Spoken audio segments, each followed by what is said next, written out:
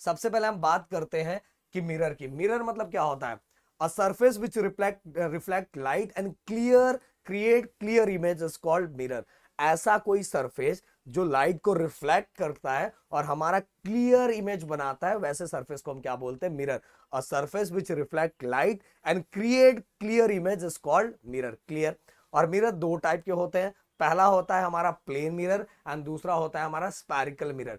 और plane mirror की बात करूं तो फ्लैट रिफ्लेक्टिंग सरफेस, एक फ्लैट रिफ्लेक्टिव सरफेस है जिसपे से लाइट सेम एंगल पे वापस रिफ्लेक्ट हो रहा है, क्योंकि एकदम फ्लैट है तो सेम एंगल पे, जिस एंगल पे जा रहा है उसी एंगल पे क्या हो रहा है? रिफ्लेक्ट हो रहा है। तो अगर ऐसा कोई सरफेस है तो उसको हम बोलेंगे प्लेन मिरर। और दूसरा spherical surface. Spherical surface hollow glass sphere का पार्ट होता है गाइस, और इसको हम अपने अकॉर्डिंग इनर पार्ट या आउटर पार्ट रिफ्लेक्टिंग बनाते हैं। ये इनर पार्ट आउटर पार्ट क्या बोल रहा हूं अभी समझ में आएगा, क्योंकि स्पैरिकल मिरर के दो टाइप होते हैं।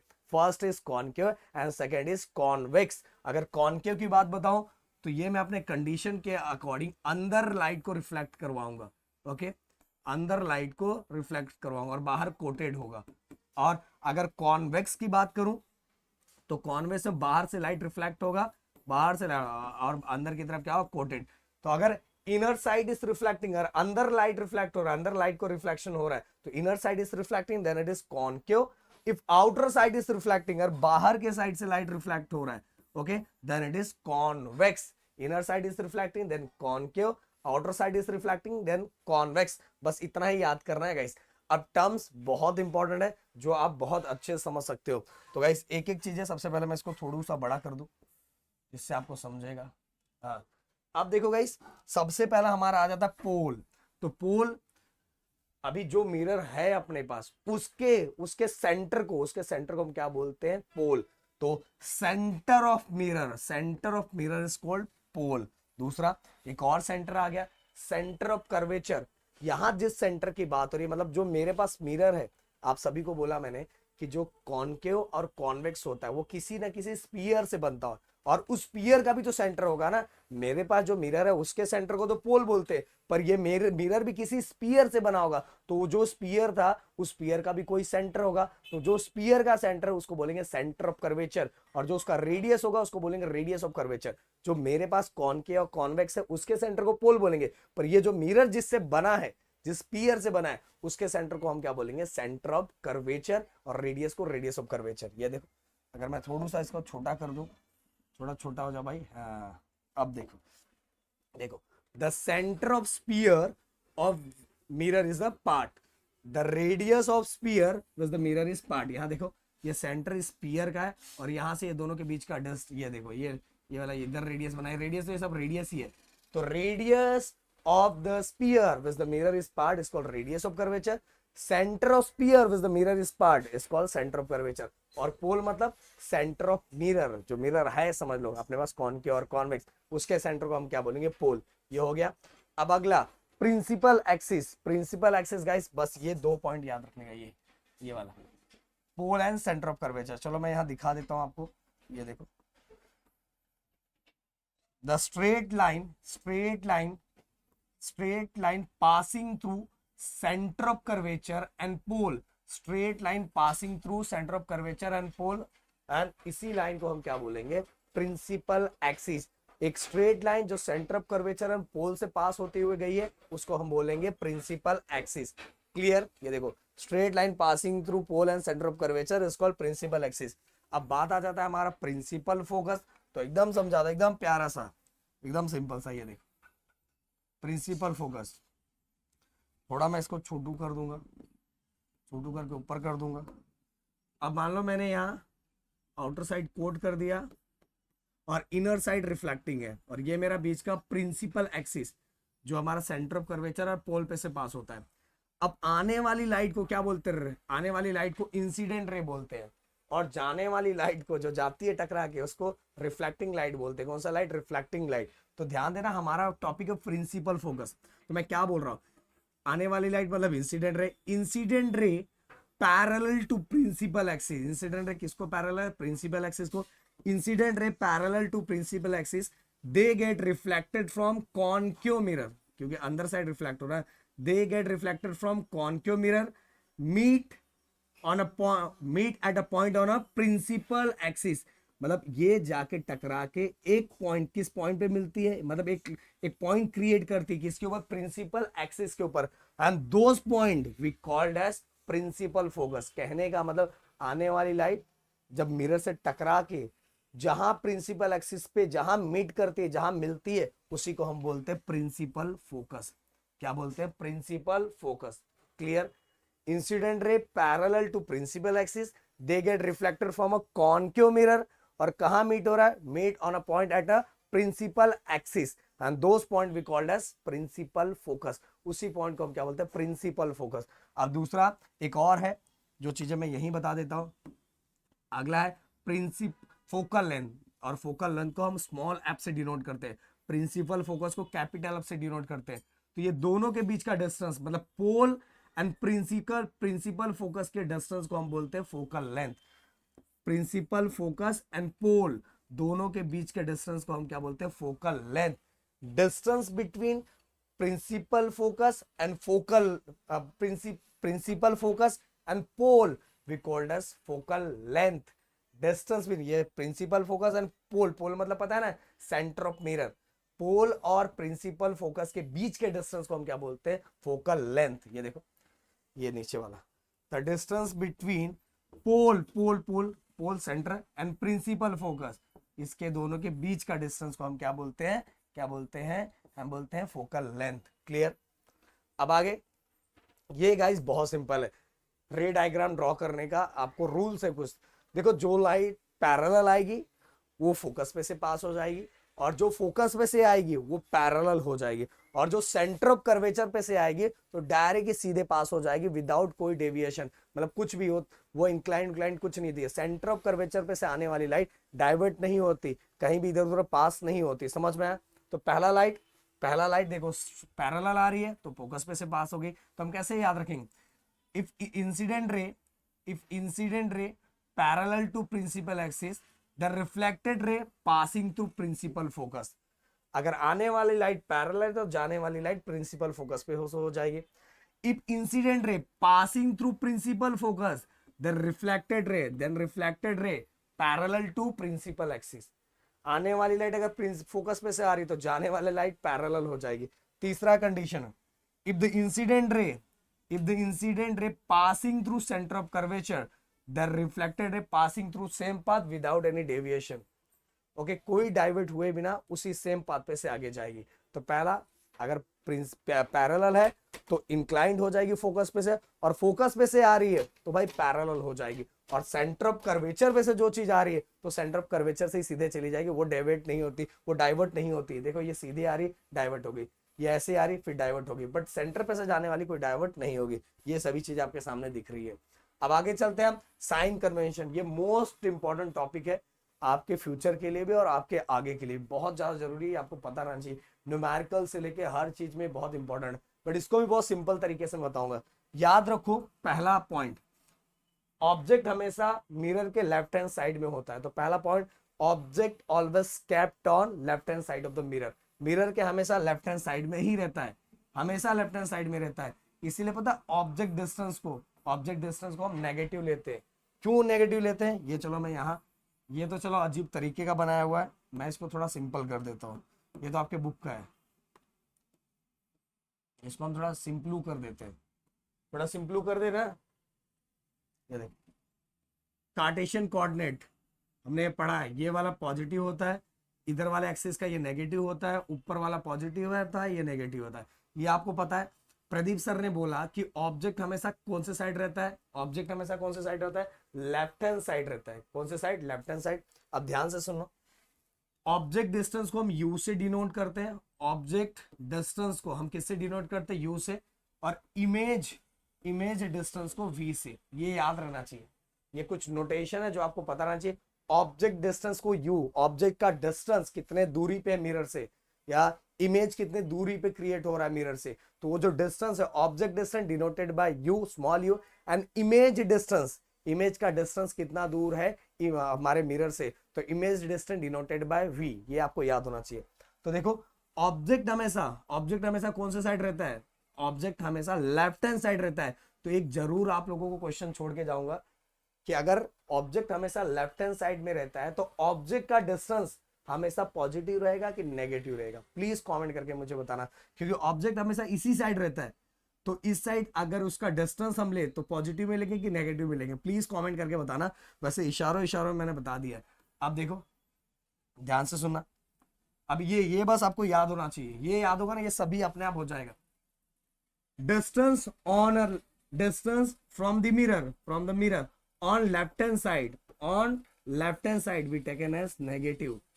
Distance from the mirror on a right hand side we taken as positive. क्या लेंगे? Positive. Distance upward side from the principal axis we taken as positive. Distance from the principal axis on downward side we taken as negative. ऊपर के side distance positive लेंगे, नीचे के side negative लेंगे, left hand side distance negative लेंगे, right hand side distance क्या लेंगे? Positive लेंगे। ये 4 पॉइंट ऐसे ही बन गया। Okay, left hand side distance from the mirror we taken as on left hand side we taken as negative, on right hand side we taken as positive, upward side we taken as positive and downward side we taken as negative. हो गया, ये तो देख के ही याद हो गया समझ में आया, ये देख के हो गया।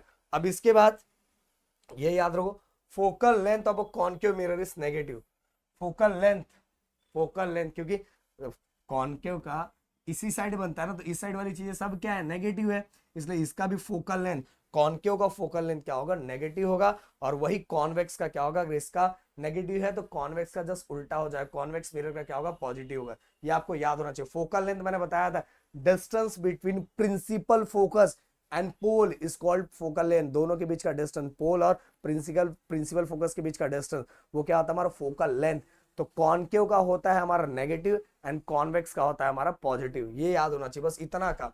और मैंने वहां बहुत एकदम सिंपल तरीके से आपको बता दिया। अब मिरर फॉर्मूला, कोई टेंशन नहीं भाई, बस इतना याद रखो। अभी प्रदीप सर ने बताया, v मतलब इमेज डिस्टेंस, u मतलब ऑब्जेक्ट डिस्टेंस, और जो हमारा स्मॉल है ये हमारा है मिरर फॉर्मूला। ये बस आपको याद होना चाहिए। क्या होना चाहिए? याद होना चाहिए। देखो इसमें सिस्टम में गड़बड़ किया हुआ है, यहाँ क्या रहेगा? प्लस, क्या रहेगा? प्लस। समझ में आया? तो हम कैसे इसको याद करेंगे? कैसे याद करेंगे?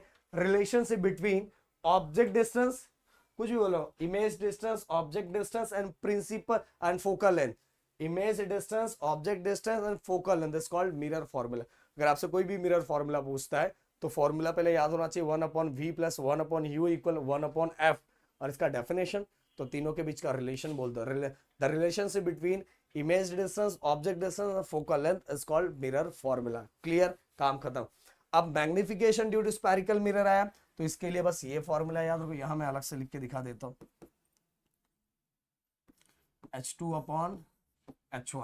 h2/h1 और एक डिस्टेंस के टर्म में, क्योंकि ये डिस्टेंस बताता ना मिरर से, ये वाला डिस्टेंस वाला फॉर्मूला है। तो अगर ये है, अगर आपको डिफाइन करने के लिए आता है कि मैग्निफिकेशन ऑफ मिरर डिफाइन करो, तो h2 होता है, h2 बाद में आता है ना, तो बाद में क्या? इमेज भी बाद में ही बनता है। h1 पहले आता है, तो ऑब्जेक्ट पहले आएगा देन इमेज बनेगा ना। तो ये h2 किसका हाइट होगा? ये इमेज का हाइट होगा। समझ में? h2 बाद में, इमेज बाद में आता है ना, तो h2 किसका हाइट होगा? इमेज का। और h1 किसका हाइट होगा? जो ऑब्जेक्ट आ रहा है। मैं ग्लास के सामने आऊंगा तो ही मेरा इमेज क्रिएट होगा ना, तो मैं ऑब्जेक्ट हो गया, और जो सामने दिख रहा है वो प्रदीप दूसरा दिख रहा है, वो क्या है? इमेज हो गया। तो पहले मैं आऊंगा तभी तो मेरा इमेज क्रिएट होगा। तो ये height of the object in height of the mirror. तो कैसे definition? Magnification of mirror is defined as it is a ratio of divide है ना, इसलिए ratio of height of the image to height of the object. Clear? और वही अगर हमें बात करें ये magnification in terms of distance, तो अपने से बस इसे माइनस याद रखना है, क्योंकि अगले साल लेंस में फॉर्मूला चेंज होगा, माइनस की जगह प्लस आ जाएगा, आप देखोगे याद आएगा। तो magnification of mirror in terms of distance we called as it is a ratio of, क्या था? Image distance to object distance. v मतलब इमेज और u मतलब object, image distance to object distance. तो दोनों चीजें बता दी। और गाइस ये देखो, कुछ यहाँ कुछ चीजें दी है जिसको आपको दिमाग में थोड़ा सा रखना है। ये थोड़ा छोटा हो पाए तो मैं आपको दिखाऊं, एक मिनट। हाँ हो गया, ये देखो। ये पहला, object is always kept above the principal axis. Is height is always be taken as positive. वो तो मैंने बता दिया, ऊपर वाला पॉजिटिव हाइट, नीचे वाला नेगेटिव हाइट, इस साइड वाला डिस्टेंस पॉजिटिव, उस साइड वाला नेगेटिव। आपको मैंने करके दिखाया। हाँ, ये चीजें याद रखो। Virtual image the height is positive for while the for real image it's negative. Okay, virtual image के लिए हाइट को हम पॉजिटिव लेंगे और रियल इमेज के लिए हाइट को हम क्या लेंगे, नेगेटिव लेंगे। और distance you is always negative. Distance you किसका था, यू किसका था, प्रदीप सर ने बताया था, ऑब्जेक्ट डिस्टेंस, ऑब्जेक्ट का डिस्टेंस था। तो यहाँ नेगेटिव लिखा हुआ है। क्यों नेगेटिव लिखा हुआ है मैंने बताया, object always kept on left hand side, और लेफ्ट हैंड साइड ये देखो, और ये क्या होता है, इधर नेगेटिव होता है, इधर पॉजिटिव, ऊपर पॉजिटिव नीचे नेगेटिव। तो ऑब्जेक्ट हमेशा लेफ्ट हैंड साइड में होता है, इसलिए डिस्टेंस यू मतलब किसका distance, distance of object is always taken as negative. तो भाई ये सभी चीजें क्लियर हो गई और मैंने पूरा का पूरा चैप्टर बता दिया, एक झटके में हो गया। सबसे पहले longitudinal wave. Longitudinal wave guys, simple सी एक चीज याद रखो कि अगर पार्टिकल एंड वेव एक दूसरे के प्यारे लाल है, प्यारे लाल मतलब पैरेलल है, तो समझ लो कौन सा है, लॉन्जिट्यूडनल वेव। और दूसरा अगर ट्रांसवर्स वेव की बात करूं तो पार्टिकल ऐसे और वेव ऐसे, मतलब एक दूसरे के क्या है, पार्टिकल एंड वेव ऐसे ऐसे जा रहा है। तो पार्टिकल और वेव एक दूसरे के अगर परपेंडिकुलर है तो वो जो वेव है वो है हमारा ट्रांसवर्स वेव। और दोनों का डायग्राम और दोनों का डेफिनेशन आपकी आंखों के सामने दिख रहा है। अब बात करेंगे वेलोसिटी ऑफ साउंड। ये एग्जाम में कभी कभार डेफिनेशन पूछा जाता है। अगर मैं इसके नोटेशन की बात करूं तो velocity denoted by v, wavelength denoted by lambda, and time period आप सभी को पता है t। अगर मैं इसके डेफिनेशन की बात करूं तो velocity of sound is define as distance covered by a wave in a given time. Okay, distance covered by a wave in a given time is called velocity of sound. एकदम आराम से, कोई कुछ tension ही नहीं है। Velocity of sound is defined as distance covered by a wave in a given time is called velocity of sound. खत्म। Okay, एक एग्जाम में एक और आता है, ये आपको याद रहना चाहिए। जैसे अगर मैं इसको थोड़ा सेपरेट करूं तो ये टी नीचे है, तो मैं इसको ऐसा लिख सकता हूँ 1/t इंटू लैम्बडा। तो ये जो गाइस 1/t होता है ना, मतलब टाइम पीरियड को अगर मैं उल्टा करूं, अगर टाइम पीरियड का रेसिप्रोकल करूं तो मेरा बनता है फ्रीक्वेंसी। और फ्रीक्वेंसी को हर बुक में कहीं के एफ दिखाते हैं, कहीं कहीं एन दिखाते हैं। तो आपकी बुक में जिस तरह से किया हुआ है मैंने उस तरह से कर दिया। बट गाइस ये है हमारा फ्रीक्वेंसी। तो ये फॉर्मूला भी याद रखना, क्योंकि इससे रिलेटेड न्यूमेरिकल हमें आ सकता है। न्यूमेरिकल की भी चीजें करवाऊंगा, बट अगर रिस्पॉन्स रहा तो न्यूमेरिकल की चीजें भी हो जाएगी। इसके बाद guys velocity of sound in gases. अगर मैं आपको यहाँ दिखाना चाहूँ, ये देखो यहाँ दिखाना चाहूँ तो देखो कितना आतंक मचाया हुआ है। बच्चा देख के छोड़ उड़ के चला जाता है, बोलेगा सर कौन करेगा, सर जाने दो। तो ये अगर मैं आपको दिखाना चाहूँ, कहाँ गया क्या, आजा आजा आजा भाई आजा। हाँ ये देखो, इतना सब भारी भारी, इतनी सब भारी भारी चीजें लिखी हुई है, बच्चा यही खत्म हो जाता है। पर मैंने उसको बोला कि भाई बस इतना याद कर ले, इतना याद कर ले और स्टेटमेंट खुद से बना ले। कैसे सर? देखो आपको बताना चाहूंगा कि दो रिलेशन जो साथ में एक ही लेवल पे दिखाई दे रहे हैं वो डायरेक्टली प्रोपोर्शनल, जो एक ऊपर और एक नीचे दिखाई दे रहे हैं वो इनवर्सली प्रोपोर्शनल। ये वीडियो तो मैं वन शॉट बना रहा हूं, पर चलो थोड़ी सी चीजें बता देता हूं कि अगर डायरेक्टली प्रोपोर्शनल होता है, डायरेक्टली प्रोपोर्शनल मतलब ये बढ़ेगा तो ये भी बढ़ेगा, अगर ये कम होगा तो ये भी कम होगा, ऐसा रिलेशन है तो डायरेक्टली प्रोपोर्शनल। इनवर्सली प्रोपोर्शनल मतलब एक ऊपर और नीचे दिखाई देगा, मतलब एक बढ़ेगा तो दूसरा कम होगा, या तो दूसरा बढ़ेगा तो पहला क्या होगा, कम होगा। ऐसे रिलेशन को हम इनवर्सली प्रोपोर्शनल बोलते हैं। बस इतना बोला, काम खत्म। ये तो आपको ऑलरेडी लर्न करना पड़ेगा कि वेलोसिटी ऑफ साउंड किस पे डिपेंड होते हैं, टेम्परेचर पे, डेंसिटी पे एंड मॉलिक्यूलर वेट। मतलब वेलोसिटी ऑफ साउंड से रिलेटेड अगर रिलेशन आया तो ये तीन चीज आपको याद होना चाहिए। कैसे बोलोगे? वेलोसिटी ऑफ साउंड, दोनों ऊपर ऊपर है, velocity of sound is directly proportional to square root of temperature of medium जिसके अंदर वो ट्रैवल कर रहा है। साउंड जिस मीडियम के अंदर ट्रैवल कर रहा है उसका टेम्परेचर कितना है। टेम्परेचर ज्यादा है तो वेलोसिटी ऑफ साउंड भी ज्यादा रहेगा, अगर टेम्परेचर कम है तो वेलोसिटी ऑफ साउंड भी क्या रहेगा, कम रहेगा। अब दूसरा डेंसिटी, एक ऊपर है एक नीचे है, तो सिंपल सी बात, अगर एक कॉन्सेप्ट को समझने जाए तो एक बढ़ेगा तो दूसरा कम होगा, दूसरा कम होगा तो पहला बढ़ेगा, यही रिलेशन है। बट हमें तो एग्जाम में लिखना है, उसको एक्सप्लेन नहीं करना, हमें बस इसको लिखना है। कैसे लिखेंगे? Velocity of sound is inversely proportional to square root of density, square root of density, बस इतना। Velocity of sound is inversely, ऊपर नीचे ना, inversely proportional to square root of density. आगे मॉलिक्यूलर वेट में v मतलब हमारा क्या है, v वही velocity of sound. Velocity of sound अब एक फिर से ऊपर नीचे है, तो velocity of sound is inversely proportional to square root of molecular weight of gas. Molecular weight of gas. Okay, बस याद रखो अगर दोनों एक लेवल पे है तो डायरेक्टली, और एक ऊपर नीचे है तो इनवर्सली प्रोपोर्शनल। बस इतना और इतना याद किया, स्टेटमेंट खुद से बना दो। और ये साइन तो आप सभी को पता है ना, स्क्वायर रूट का साइन होता है। तो चलो अब आगे अगला, ऑडिबल, इंफ्रा एंड अल्ट्रासाउंड। एकदम यहाँ एकदम सिंपल सा, जो sound range between 20 to 20,000 hertz रहता है वो होता है ऑडिबल, हम उसको सुन सकते हैं, हम जैसे लोग, आप जैसे लोग उसको सुन सकते हैं। अब infra, if the frequency less than 20 hertz then it is infrasound, if more than 20,000 hertz 20,000 से ज्यादा है then ultrasound, then वो अपने लिए क्या होगा, अल्ट्रासाउंड। अगर 20 से 20,000 हर्ट्ज है देन वो साउंड को हम क्या बोलेंगे, ऑडिबल। अगर लेस देन 20 है देन इट इज इंफ्रा, और मोर देन 20,000 है तो ये हमारे लिए अल्ट्रासाउंड है। क्लियर, बस इतना याद रखो, इतना याद रखो कि आपका काम हो जाएगा गाइस पूरी तरह से। अगर आपको डिफाइन ऑडिबल आया तो आपको याद है सर ने बोला इसके बीच का रेंज, इंफ्रा है तो इससे कम, अल्ट्रा है तो इससे ज्यादा, बस इतना याद रखना है। आगे यूजर्स ऑफ अल्ट्रासोनिक साउंड, ये गाइस आपके सामने ये दिखाई दे रहा है, इसमें से कोई भी 4 याद कर लिया तो बहुत बड़ी बात है, पर 2-3 कर लिया तो भी हो जाएगा एग्जाम में। तो इसमें से कोई तो 2 या 3, और बहुत सिंपल तरीके से है, और आपके बुक में ऐसी चीजें दी आप आराम से कर सकते हो, कोई 2 या 3। इसके बाद good and bad reflector of sound, बहुत सिंपल है गाइस। देखो ये आपको बस एग्जाम में एग्जांपल आएगा कि कौन गुड और बैड रिफ्लेक्टर होता है। तो hard and flat surface, hard और फ्लैट सरफेस कैसा रिफ्लेक्टर होता है, गुड रिफ्लेक्टर। मतलब कहने का मतलब साउंड जाने के बाद अगर पूरी तरह से रिफ्लेक्ट हो गया तो मेरे लिए वो गुड रिफ्लेक्टर है। साउंड जाने का तो वापस पूरी तरह से रिफ्लेक्ट हो गया, मतलब फिर से मुझे सुनाई दे रहा है, तो मेरे लिए गुड रिफ्लेक्टर है। और वो कौन सा है, हार्ड और फ्लैट सरफेस जो होते हैं वो गुड रिफ्लेक्टर होते हैं। और अगर मैं बात करूं बैड रिफ्लेक्टर की, बैड रिफ्लेक्टर मतलब साउंड जाने के बाद साउंड को, उसने बहुत सारे साउंड को एब्जॉर्व कर लिया सामने वाली चीजें ने, तो अगर एब्जॉर्व कर ले रहा है तो वो क्या है, बैड रिफ्लेक्टर। वो साउंड को रिफ्लेक्ट नहीं कर रहा है, साउंड को क्या कर ले रहा है, एब्जॉर्व कर ले रहा है। जैसे आप देखोगे कि जहां हम वीडियो बनाते हैं वहां इको बहुत जनरेट होता है। हो सकता है अभी थोड़ी बहुत आवाज आ रही है क्योंकि मैंने सब ओपन करके रखा है, पूरा यहाँ वहां पूरा डोर। और जनरली हम लोग क्या करते हैं, पूरा बंद करके बनाते हैं। तो बंद कर बनाने के बाद ना इको आता है, उस इको को एब्जॉर्व करने के लिए हम लोग यहाँ शीट लगाते हैं। ओके, कभी वो चीजों की तो मैं दिखाऊंगा। तो क्या करता है, साउंड को एब्जॉर्व करता है, साउंड को रिफ्लेक्ट नहीं करता।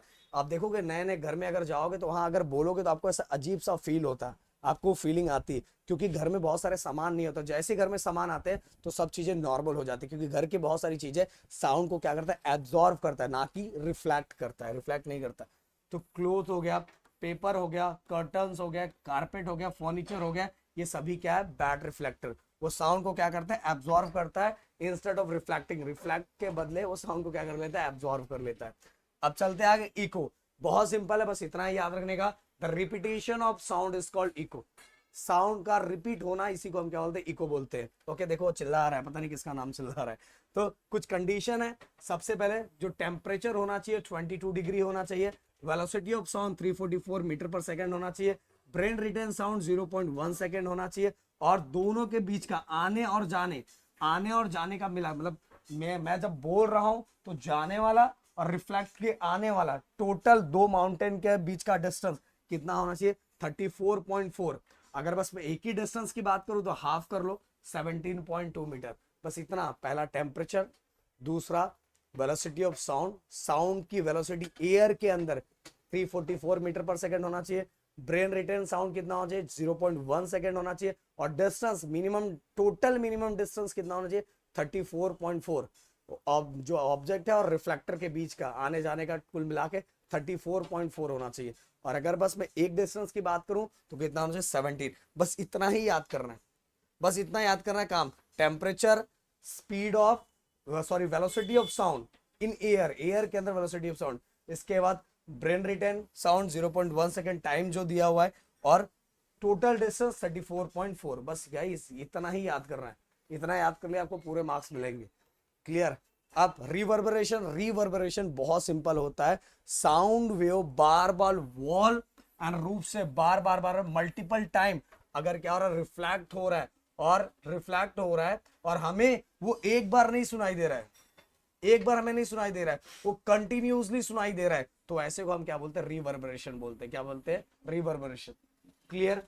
जो साउंड वेव है, मैंने एक बार बोला और एक बार बोल के वॉल पे, रूफ पे कंटिन्यू बार बार क्या हो रहा है, रिफ्लेक्ट होके मुझे एक बार ना सुनाई दे के बार बार सुनाई दे रहा है, तो उसको बोलेंगे रिवर्बरेशन। ओके, ये देखो एकदम, मतलब जो साउंड वेव रूम में वॉल पे बार बार रिफ्लेक्ट होके एक बार सुनाई देने के बजाय मुझे बार बार सुनाई दे रहा है, तो वो साउंड मेरे लिए क्या हो जाएगा, रिवर्बरेशन हो जाएगा। आगे इसके बाद सोनार सिस्टम, बहुत सिंपल गाइस। सोनार सिस्टम में सबसे पहले सोनार का फुल फॉर्म याद रखो। एसओ मतलब साउंड होता है, एन मतलब नेविगेशन होता है, ए मतलब एंड होता है, आर मतलब रैंगिंग होता है। तो ये हो गया सोनार का फुल फॉर्म। तो सबसे पहले सोनार का फुल फॉर्म लिख दो। इसके बाद गाइस इसका यूज क्या है, वैसे तो यूज और बहुत सारे, पर स्टार्टिंग में ये किसके लिए यूज किया जाता है, calculate the direction, distance and speed of an under water object with the help of ultrasonic sound waves. जो ऑब्जेक्ट नीचे है, अब मैं बार बार डुबकी लगा के तो निकालूंगा नहीं, तो मुझे उसका डायरेक्शन हो गया, उसका डिस्टेंस हो गया, स्पीड हो गया, ये मैं अल्ट्रासोनिक साउंड का यूज करके जो अंडर वाटर जो ऑब्जेक्ट है उसका पता लगा सकता हूँ। क्या क्या पता लगा सकता हूँ, डायरेक्शन, डिस्टेंस, स्पीड हो गया। इसके बाद गाइस अब इसमें होता क्या, अगर वर्किंग की बात करूं तो जो हमारा बोट होता है, जो हमारा शिप होता है, उसके ऊपर दो चीजें लगी रहती है। एक होता है transmitter, first is transmitter and second is receiver. Okay, transmitter and receiver fitted on ship. Ship के ऊपर दो चीजें हमने फिट कर दी, ये हमारा पहला पॉइंट हो जाएगा। Transmitter transmit the ultrasonic sound, ये दूसरा पॉइंट हो जाएगा। ट्रांसमीटर क्या करेगा, ट्रांसमीटर पहले ट्रांसमिट करेगा ना, और क्या ट्रांसमिट कर रहा है भाई, कौन से साउंड की बात कर रहा हूं, अल्ट्रासोनिक साउंड की बात कर रहा हूं, तो यही तो लिखेंगे, transmitter transmit the ultrasonic sound. और ये अल्ट्रासोनिक साउंड कहां से रिफ्लेक्ट होगा, जो ऑब्जेक्ट यहां होगा, ये ऑब्जेक्ट पे जाने के बाद वापस रिफ्लेक्ट हो जाएगा। तो सिंपल सा स्टेटमेंट आगे वाला फिर से बोल रहा हूं, जो transmitter transmit the ultrasonic sound, they get reflected from object, object जो होगा उससे रिफ्लेक्ट हो जाएगा, एंड कहां रिसीव होगा, रिसीव्ड बाय रिसीवर। ये जो ट्रांसमीटर ट्रांसमिट किया, ऑब्जेक्ट से टकराया, और ये साउंड वापस आके किससे कहां रिसीव हुआ, रिसीवर। तो दो चीजें हम फिट करते हैं, और वो जो रिसीवर में जो साउंड आया उसको बाद में हम किस पे देखते हैं, अपने स्क्रीन पे, इलेक्ट्रिकल सिग्नल में कोडिंग में कन्वर्ट हो जाता है और हमें दिखाई देता है। जो साउंड वेव थोड़ी हमें दिखाई देता है, हमें सिग्नल के फॉर्म में दिखाई देता है कि भाई नीचे वो कितना स्पीड में है, कितना उसका डेप्थ है, क्या है, सभी चीजें हम क्या करते हैं, बिना नीचे गए बिना हम क्या करते हैं, आराम से कैलकुलेट कर सकते हैं। तो एकदम सिंपल सा, ट्रांसमीटर ट्रांसमिट कर रहा है, देन रिसीवर क्या कर रहा है, जैसे रिफ्लेक्ट होने का रिसीवर आप उसको रिसीव करके बाद में उसको इलेक्ट्रिक सिग्नल में कन्वर्ट करके हमें वो स्क्रीन पे पता चल जाता है कि क्या स्पीड था, क्या डिस्टेंस था, बस इतना। फिर इसके बाद गाइस समरीज हो गए, इसके बाद अंडर वाटर हिल्स हो गए, ये सभी पता लगाने के लिए हम लोग किसका यूज करते हैं, सोनार सिस्टम का यूज करते हैं। हम बार बार थोड़ी अंदर डुबकी लगाने के लिए जाएंगे। तो आपको इसको कैसे लिखना है, सबसे पहले आपका सोनार का फुल फॉर्म, इसके यूजेस, देन इसमें क्या क्या है, इसके अंदर दो चीजें है, first is transmitter and second is receiver fitted on ship, ये लिख दिया। फिर उसकी वर्किंग कैसे हुआ, ट्रांसमीटर ने क्या किया, ट्रांसमिट किया, रिसीवर ने क्या किया, रिसीव किया, और बाद में उसको इलेक्ट्रिकल सिग्नल में मतलब कोडिंग में कन्वर्ट करके वो प्रॉपर तरीके से हमें दिखाई दे रहा है। और लास्ट में कुछ यूजेस और लिख दो, पूरे के पूरे मार्क्स आपको मिल जाएंगे। और जितना सामने दिखाई दे रहा है इस तरह से आपने लिख दिया, आपका काम खत्म हो गया। अब सोनोग्राफी सबसे प्यारा गाइस। अब सोनोग्राफी क्या होता है कि सोनोग्राफी एक ऐसी टेक्नोलॉजी है जिसका अल्ट्रासोनिक साउंड का यूज करके हमारे इंटरनल ऑर्गन का इमेज क्या किया जाता है, कंप्यूटर पे जनरेट किया जाता है, और बाद में उसका हमें फिल्म भी बना के दिया जाता है। फिल्म मतलब वो मूवी नहीं, समझ में आए। सोनोग्राफी जिस टेक्निक के अंदर अल्ट्रासोनिक साउंड का यूज किया जाता है, और उसमें होता क्या है, उसमें एक इमेज जनरेट किया जाता है। कौन सा इमेज, हमारे इंटरनल ऑर्गन का, समझ में आए। और इसके अंदर ये कैसे प्रोसेस होता है, और इसके अंदर ये किसके लिए यूजफुल है, स्वेलिंग पता लगाने के लिए, इन्फेक्शन पता लगाने के लिए, पेन पता लगाने के लिए, या तो हार्ट अटैक आ रहा है तो हार्ट का कंडीशन पता लगाने के लिए, ये सभी के लिए सोनोग्राफी यूज होता है। अगर आप में से, मैं तो नहीं चाहूंगा कि अपने बच्चों का कभी ये फील करे कि बस पढ़ने के लिए काफी है, ये उनके साथ खुद के लिए एक्सपेरिमेंट कभी ना हो, पर मेरे साथ हुआ, इसलिए मैं आपको बता रहा हूँ। इसमें क्या किया जाता है, प्रोब होता है ये वाला, इसको प्रोब बोलते हैं।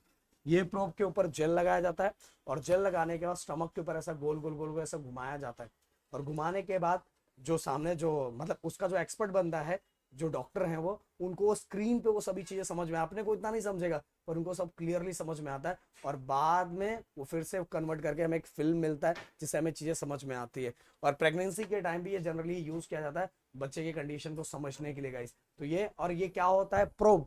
प्रोब में जेल क्यों लगाते हैं, ये भी कभी कभार क्वेश्चन आता है। जेल हम लोग इसलिए लगाते हैं कि हमारे स्किन और प्रोब के बीच में प्रॉपर कांटेक्ट हो। प्रॉपर कांटेक्ट होगा तो प्रोब क्या करेगा, प्रोब फिर से अल्ट्रासोनिक साउंड रिलीज करेगा। इसका वर्किंग ऐसा ही है, probe release the ultrasonic sound, और वो कहां से रिफ्लेक्ट होगा, वो कहां से रिफ्लेक्ट होगा, जो हमारे इंटरनल ऑर्गन है उससे रिफ्लेक्ट होगा, और रिफ्लेक्ट होके फिर से कौन कैच करेगा, प्रोब ही कैच करेगा।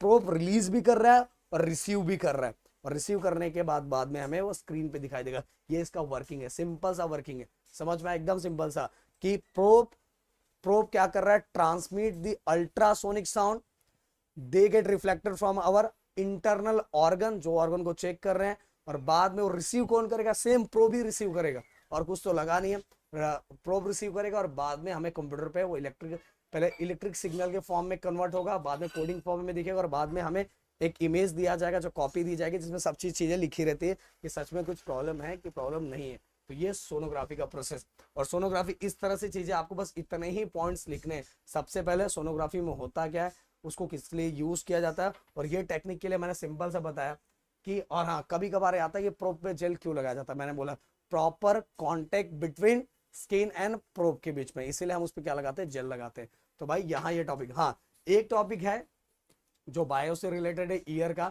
वो राहुल सर आगे किसी भी वो चैप्टर को अगर आपका रिस्पॉन्स लगा तो करवाएंगे, तो उसके आगे वो करवा देंगे, इसमें आपको बहुत सारी चीजें डिटेल बताएंगे। मैं आपका जनरल, सबसे पहले अगर मैं बात करूं तो भाई कुछ यहाँ कैरेक्टर दिए हुए हैं जो चीजें आपको पता रहना चाहिए। सिंबल ऑफ कार्बन आप सभी को पता, सी होता है। एटॉमिक नंबर कितना होता है, 6 होता है। एटॉमिक मास कार्बन का 12 होता है।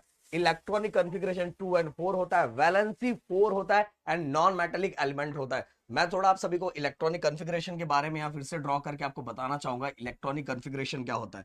मान लो एटॉमिक नंबर मतलब रोल नंबर, वैसे 10th स्टैंडर्ड में आओगे तो इसको मैं डिटेल में बताने वाला हूं कि ये क्या होता है, बट अभी के लिए बस इतना समझ लो कि जो एटॉमिक नंबर होता है ऐसा कंसीडर करके समझ सकते हो कि पीरियोडिक टेबल में जो अपना कार्बन है उसको कौन से नंबर का प्लेस दिया गया, तो उसको 6 नंबर का प्लेस दिया गया, और 6 नंबर का प्लेस दिया है, इसका मतलब कार्बन के अंदर टोटल कितने इलेक्ट्रॉन है, टोटल 6 इलेक्ट्रॉन है।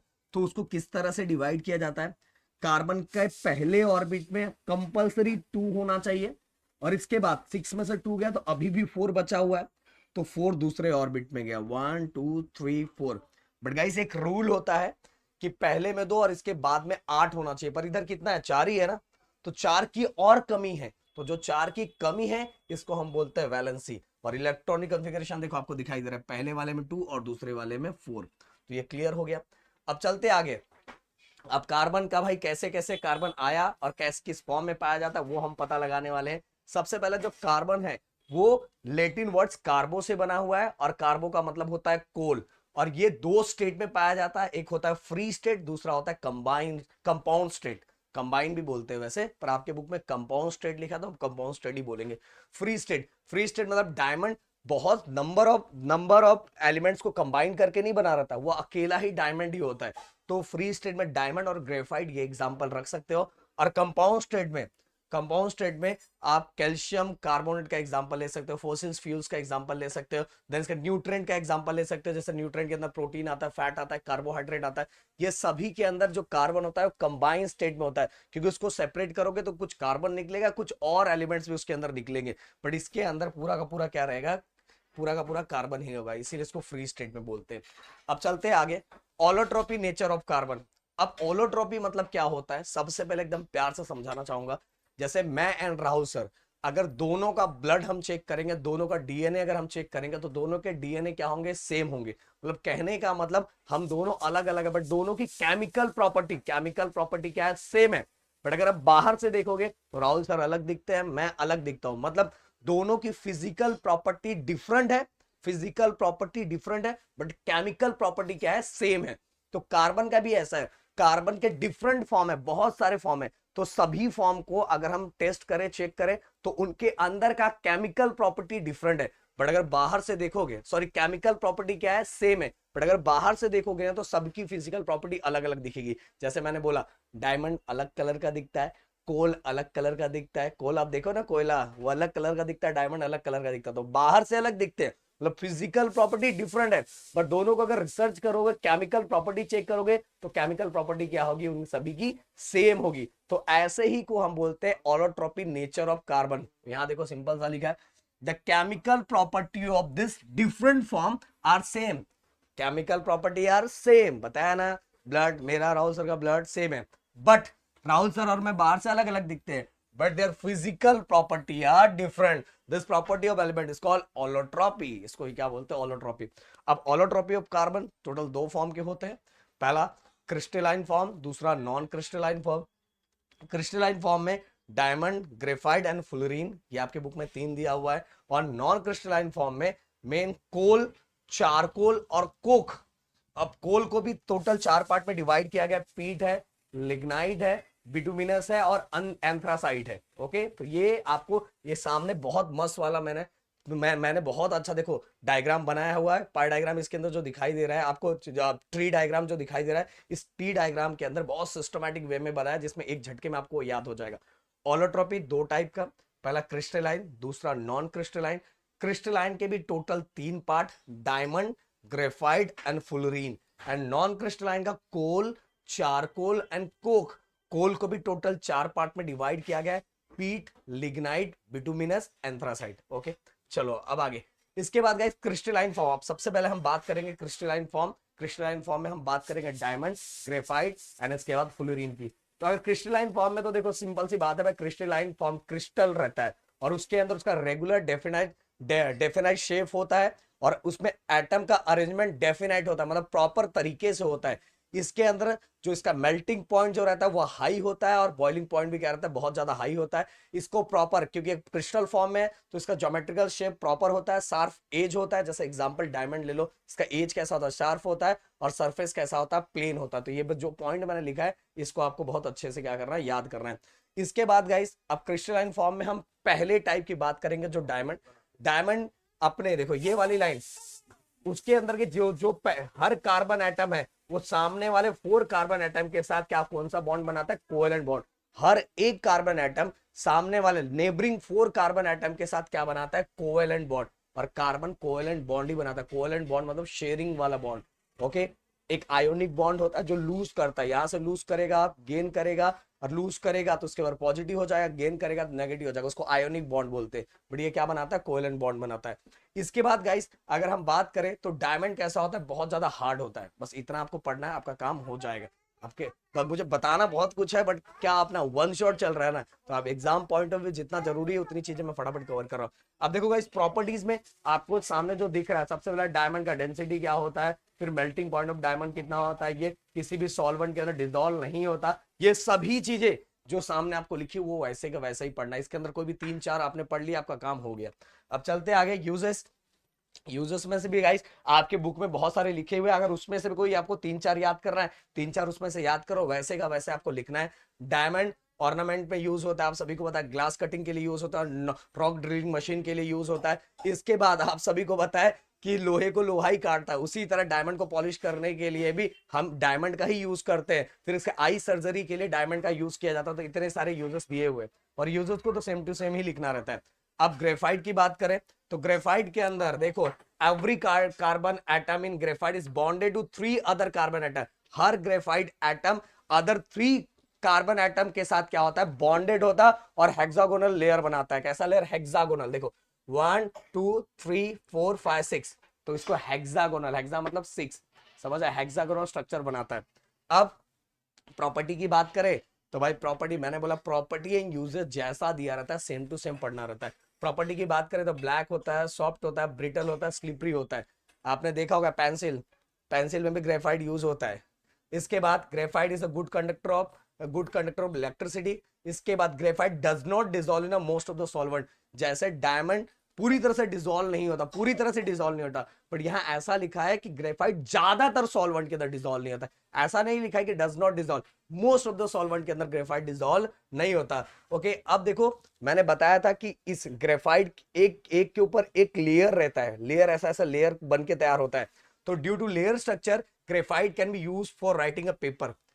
जो ग्रेफाइट होता है, ग्रेफाइट पे अगर आप देखोगे, देखो अगर आप क्या करो कि अगर आपके पास जैसे मैं बोल रहा हूँ कि हाँ, अगर शार्पनर से भी आप अगर शार्प करते हो उसके अंदर, तो आपको दिखाई देगा पेंसिल के ऊपर लेयर निकलते हुए आपको दिखाई देगा, या ब्लेड से, अगर ब्लेड से पेंसिल को आप शार्प करते हो तो आपको उसके ऊपर लेयर निकलते हुए दिखाई देंगे। और इसी लेयर स्ट्रक्चर के कारण हम इसको क्या करते हैं, यूज करते हैं लिखने के लिए, पेंसिल का यूज करते हो ना, पता है कि नहीं।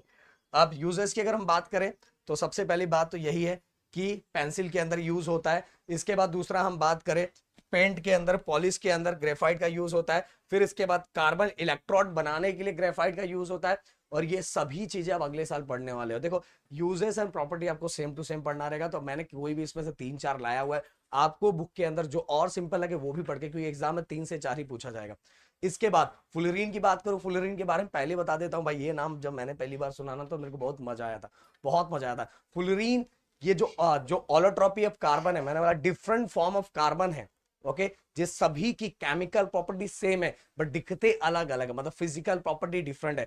उसमें से जो फुलरीन है बहुत रेयरली पाया जाता है, और इसको जिसने रिसर्च किया था ना, जिसने फाइंड किया था, उसका नाम था बकमिंस्टर फुलरीन, बकमिंस्टर फुलरीन। तो उन्हीं के नाम पे 660 कार्बन जो था उसका नाम रख दिया गया था। ये फर्स्ट एग्जांपल ऑफ फुलरीन है, उसका नाम रखा था बकमिंस्टर फुलरीन। क्लियर। और इस तरह से गाइस अगर हम, और ये ब्लैक होता है, सॉफ्ट होता है, ब्रिटल होता है और स्लिपरी होता है फुलरीन। और इसके साथ ही gas C60, C70, C76, C82, C86 are the example of, किसका एग्जांपल है, फुलरीन का एग्जांपल है। बस इसके अंदर इतना ही पढ़ना, इससे ज्यादा पढ़ने की जरूरत नहीं है। अब फुलरीन दिखता कैसे, अगर मैं बात करूं, molecules of fullerene are in the form of bucky balls and bucky tubes. ये तो आपने देखा होगा ना, खेला होगा ना भाई, खेला है कि नहीं खेला, फटाफट कमेंट में मुझे लिख के बताओ। तो जो फुलरीन के जो मॉलिक्यूल्स होते हैं वो कौन से फॉर्म में होते हैं, बगी बॉल्स की तरह, बगी ट्यूब्स की तरह दिखाई देते हैं।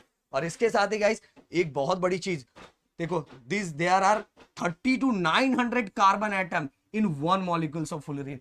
एक मतलब फुलरीन के एक मॉलिक्यूल्स के अंदर, एक मॉलिक्यूल्स के अंदर सोचो कितने कार्बन एटम है, 30 to 900 carbon atom. Oh my God, एक फुलरीन के एक मॉलिक्यूल्स के अंदर कितने कार्बन एटम है, 30 to 900 कार्बन एटम। और फुलरीन सॉल्युबल होता है बहुत सारे ऑर्गेनिक सॉल्वेंट के अंदर, ऑर्गेनिक सॉल्वेंट के अंदर क्या होता है, सॉल्युबल होता है। अब चलो फटाफट यूजेस के बारे में पहले बता देता हूं। देखो यूजेस सेम टू सेम पढ़ना है, क्या है उसको रीड करूं। फिर भी फुलरीन जो होता है हमारा, fullerene are uses insulator. Insulator मतलब आपको पता है, इंसुलेटर मतलब जिसके अंदर से इलेक्ट्रिक करंट पास नहीं हो सकता, उसको हम इंसुलेटर बोलते हैं। क्या बोलते हैं, इंसुलेटर। इसके बाद they are used as a catalyst in water purification. They are used as catalyst in water purification. Catalyst का मतलब ये होता है कि जो पार्टिसिपेट करता है, जो रिएक्शन में पार्टिसिपेट करता है, बट उसके ऊपर कोई चेंजेस नहीं होता, रिएक्शन हो जाता है बट उसके ऊपर कोई चेंजेस नहीं होता। तो ये भी वाटर प्यूरिफिकेशन के लिए यूज होता है, पर वाटर प्यूरिफिकेशन के टाइम ये रिएक्शन में पार्ट नहीं लेता। जैसे एग्जांपल, आप दो दोस्तों के बीच में झगड़ा लगा दो, बट उस झगड़े के अंदर आप पार्ट न मत लो, बस आप दूर से खड़े होकर मजा देखो, तो इसको बोलते हैं कैटलिस्ट। तो आप हो जाओगे कैटलिस्ट, और लाइफ में बहुत लोग बहुत बार कैटलिस्ट बने होंगे। इसके बाद कुछ सर्टेन टेम्परेचर पे जो ये सुपर कंडक्टिविटी की तरह भी हमें क्या होता है, एज अ सुपर कंडक्टर भी यूज होता है। कौन, हमारा फुलरीन। क्लियर। तो मैंने पूरा फटाफट किसके बारे में बता दिया, फुलरीन के बारे में पूरा हमारा हो गया। मतलब पूरा हमारा जो ऑलोट्रॉपी ऑफ कार्बन का पहला पार्ट था क्रिस्टलाइन, उसके बारे में मैंने बता दिया। अब बात करते हैं non crystalline form. Non crystalline form में कोल, चारकोल एंड कोक, ऐसा 3 है। तो सबसे पहला कोल। कोल क्या है, फॉसिल फ्यूल्स है, ये सभी आपको पता है। इसके अंदर कार्बन, हाइड्रोजन एंड ऑक्सीजन ये होता है, और ये सॉलिड स्टेट ऑफ ये टोटल ये सॉलिड स्टेट में पाया जाता है। और कोल के टोटल 4 टाइप है, आपको अभी मैंने बताया था, पीट, लिग्नाइट, बिटुमिनस, एंथ्रासाइट। तो आपको बस ऊपर का 2 ही याद रखना है, यही। कोल क्या होता है, फॉसिल फ्यूल्स होता है, और इसके अंदर क्या क्या प्रेजेंट होता है, कार्बन, हाइड्रोजन एंड ऑक्सीजन। इसके बाद ये देखो, पीट, लिग्नाइट, बिटुमिनस, एंथ्रासाइड। और इसके अंदर भी दोस्त ज्यादा नहीं पढ़ना है, इसको बोल दो first step in the formation of coal. इसको बोल दो second step of the formation of coal, इसको बोल दो third step of formation of coal, और इसको बोल दो fourth step of formation of coal. हो गया काम। और फिर इसके बाद इसके अंदर बस ये याद कर लो, इसके अंदर हाई प्रोपोर्शन ऑफ वाटर होता है और लेस देन 60% ऑफ कार्बन होता है। अब इसके अंदर it contains 60 to 70% of carbon, धीरे धीरे नीचे कार्बन बढ़ेगा। ऊपर वाले में हाई प्रोपोर्शन ऑफ वाटर था और लेस देन 60% ऑफ कार्बन था। लिग्नाइट के अंदर it contains 60 to 70% of carbon. अब बिटुमिनस में और ज्यादा कार्बन बढ़ जाएगा, 70 to 90% ऑफ कार्बन, और इसके नीचे और बढ़ जाएगा एंथ्रासाइट। इसलिए anthracite pure form of coal है, कोयला का सबसे प्योर फॉर्म है, और इसके अंदर इट कंटेन 95% ऑफ कार्बन। बस इतना ही पढ़ना है मेरे दोस्त। ओके, अब अगर हम चारकोल के यूजेस पे आ जाए, पहले चारकोल हम देख लेते हैं। चारकोल क्या होता है? चारकोल का तो नाम आपने सुना होगा, पता होगा चारकोल। तो चारकोल वेजिटेरियन भी है और नॉन वेजिटेरियन भी है। कहने का मतलब है कि ये एनिमल के बोन से, हॉर्न से भी बनाया जाता है, और साथ में प्लांट को इनसफिशिएंट एयर सप्लाई करके वुड को, लकड़ी को जो जलाया जाता है उस समय जो बनता है उसको हम बोलते हैं चारकोल। मेरी बात को ध्यान से सुनना, जो लकड़ी होता है उसको इनसफिशिएंट मतलब पूरी तरह से हम एयर, क्योंकि जलने के लिए एयर का सप्लाई चाहिए ना, बट हम क्या करते हैं लकड़ी को जब जलाते हैं तो पूरी तरह से एयर का सप्लाई नहीं करते, तो वहां जो बनता है insufficient of supply of air, जो चीज बनेगा उसको हम बोलेंगे चारकोल। पूरी तरह से जलाएंगे तो नहीं भाई, अगर हम insufficient amount of air supply कर रहे हैं और उस समय जलने के बाद जो तैयार हो रहा है उसको बोलेंगे चारकोल। तो ये नॉन वेजिटेरियन है, वेजिटेरियन चारकोल है। अब यूजेस की बात कर ले तो जनरली जो कोल होता है वो फैक्ट्री और होम में एज अ फ्यूल यूज होता है। इसके बाद it is use to obtain coke, coal gas and coal tar. Same to same ये क्या बनाने के लिए यूज होता है? कोक यूज होता है, जो वो कोक पीने वाला कोक नहीं, आगे कोक पढ़ने वाले, कोल गैस और कोल टार। इसके बाद guys charcoal is use in purification of water and organic material. Water को प्यूरिफाई करने के लिए और ऑर्गेनिक मटेरियल को प्यूरिफाई करने के लिए भी हम किसका यूज करते हैं? चारकोल का यूज करते हैं। अब बात करते हैं कोक। एकदम सिंपल सा देखो, कोल में से, कोल आपको पता है कोल मतलब कोयला जो है, कोल में से जब कोल गैस निकल जाता है, कोल में से कोल गैस निकल जाता है तो जो बचा रहता है उसको हम बोलते हैं कोक। देखो, the pure coal that remains when the coal gas has been taken away from the coal. Coal में से कोल गैस निकल गया है, जो कोयला है उसमें से कोयला का गैस निकल गया, तो जो प्योर फॉर्म में कोल बचा हुआ है उसको हम बोलते हैं कोक। क्या बोलते हैं? Coke. The pure coal that remain when the coal gas has been taken away from the coal. Coal में से कोल गैस निकल गया है तो जो बचा है उसको बोलेंगे हम कोक, कोक बोलेंगे। अब coal as a reducing agent होता है, बताना चाहता हूँ रिड्यूसिंग एजेंट होता है, फिर ऑक्सीडाइजिंग एजेंट होता है, बट भाई अभी के लिए बस इतना है क्योंकि अभी मैं वन शॉट पढ़ा रहा हूँ, डिटेल में नहीं बता रहा हूँ। रिड्यूसिंग एजेंट, और इसके साथ ही डोमेस्टिक फ्यूल के लिए भी हम किसका यूज करते हैं? कोक के लिए यूज करते हैं। अब चलते आगे फटाक से। हाइड्रोकार्बन, हाइड्रोकार्बन देखो ये बुक में तो इतना भी नहीं दिया है, बट मैंने आपको यहाँ जो आपको दिखाई दे रहा है, टी डायग्राम दिखाई दे रहा है, इस तरह से आपने पढ़ लिया ना तो आपका काम खत्म हो गया। सबसे पहले हाइड्रोकार्बन, हाइड्रोकार्बन क्या होता है मैं बता देना चाहता हूँ, जिसके अंदर hydrogen as well as carbon, जिसके अंदर hydrogen as well as carbon present होता है, ऐसे एलिमेंट को हम क्या बोलते हैं? ऐसे कंपाउंड को हाइड्रोकार्बन कहते हैं। ऐसा कंपाउंड जिसके अंदर carbon as well as hydrogen, carbon as well as hydrogen अगर प्रेजेंट है तो ऐसे कंपाउंड को हम क्या बोलेंगे? Hydrocarbon. The compound which contain carbon and hydrogen as a two element are called hydrocarbon. और हाइड्रोकार्बन को मेनली दो पार्ट में डिवाइड किया जाता है, इतना आपके बुक में नहीं दिया है, फिर भी मैं आपको बता देता हूँ 10th स्टैंडर्ड के लिए। हाइड्रोकार्बन मेनली दो पार्ट में डिवाइड किया जाता है, ओपन और क्लोज चैन।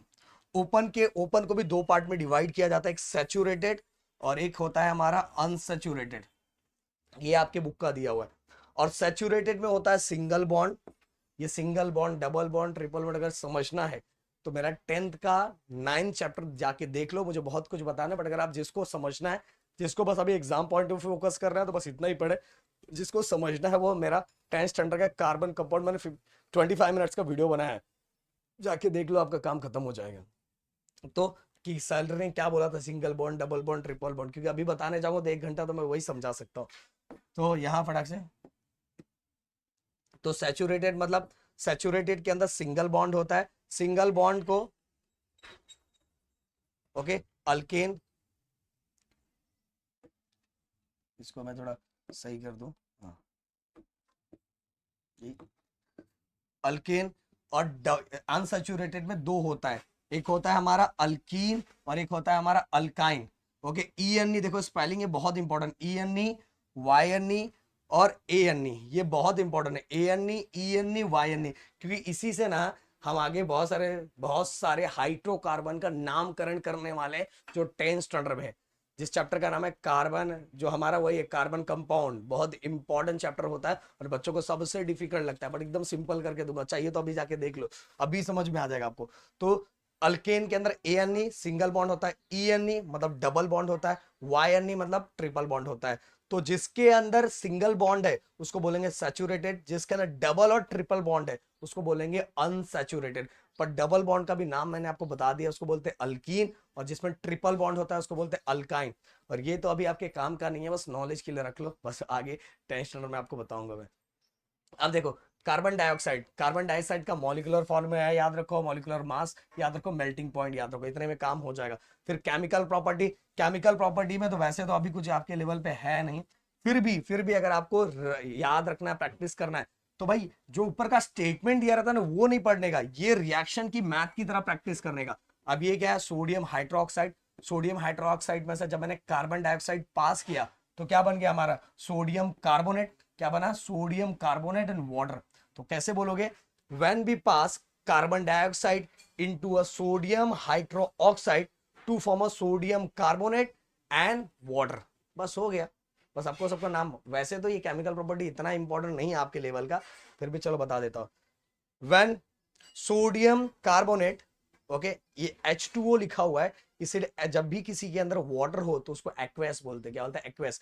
तो aqueous solution of sodium carbonate है, देखो सोडियम कार्बोनेट बोला था ना, सोडियम और CO3 मतलब कार्बोनेट होता है, Na मतलब सोडियम होता है, CO3 मतलब कार्बोनेट, धीरे धीरे आपको याद हो जाएगा, टेंशन नहीं लेने का। तो एक्वेस, वाटर इसलिए एक्वेस बोल रहा है, aqueous solution when we pass carbon dioxide into a aqueous solution of sodium carbonate to form a sodium bicarbonate, sodium bicarbonate. देखो गाइस, ये होता है हमारा वॉशिंग सोडा, ये होता है हमारा बेकिंग सोडा। वॉशिंग सोडा मतलब आप सभी को पता है, जो डिटर्जेंट हम लोग यूज करते हैं, और बेकिंग सोडा मतलब खाने वाला सोडा घर में बनाया जाता है ना, तो वो इसका फॉर्मूला यही है, वो दोनों क्लियर।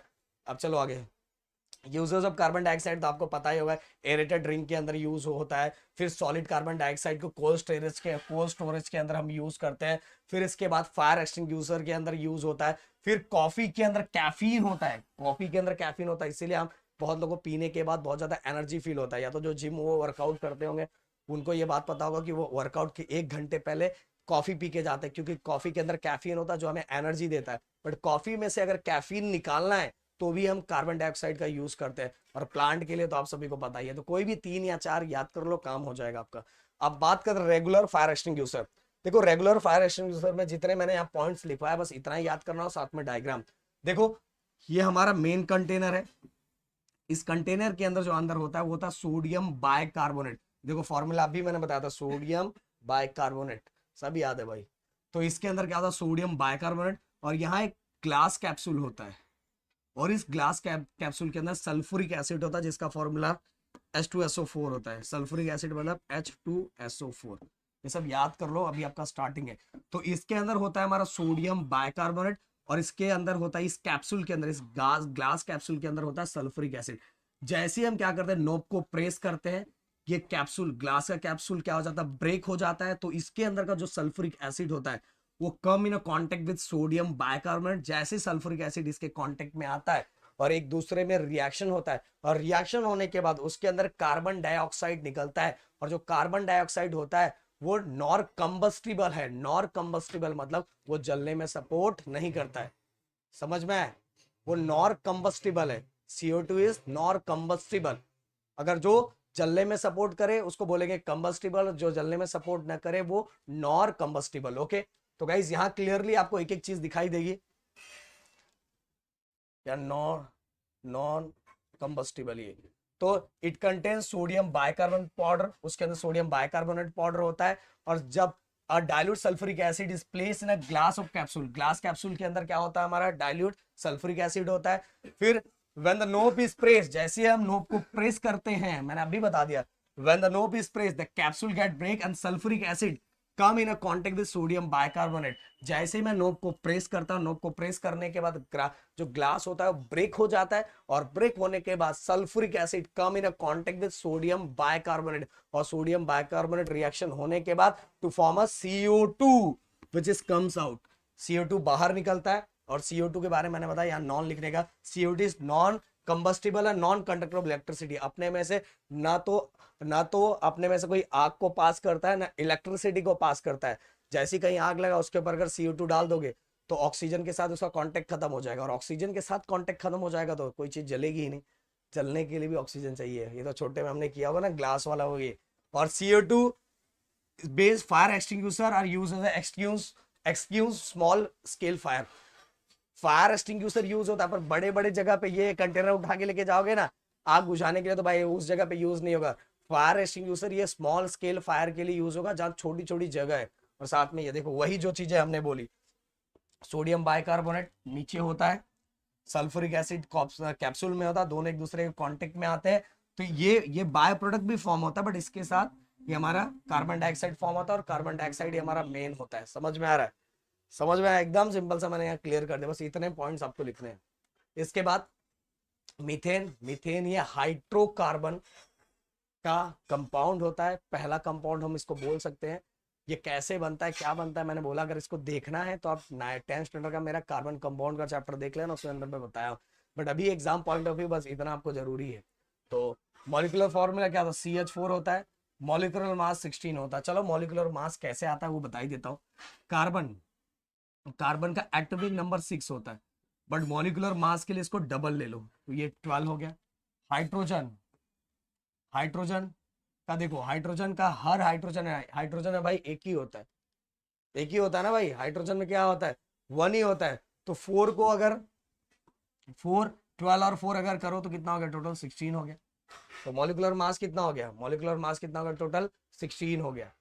अब कार्बन कहाँ सॉरी मीथेन कहाँ से मिलता है। सबसे पहले मीथेन जो होता है, जो हमारे methane occur in natural gas to extend up 87%, मतलब जो मीथेन होता है वो नेचुरल गैस में मिलता है।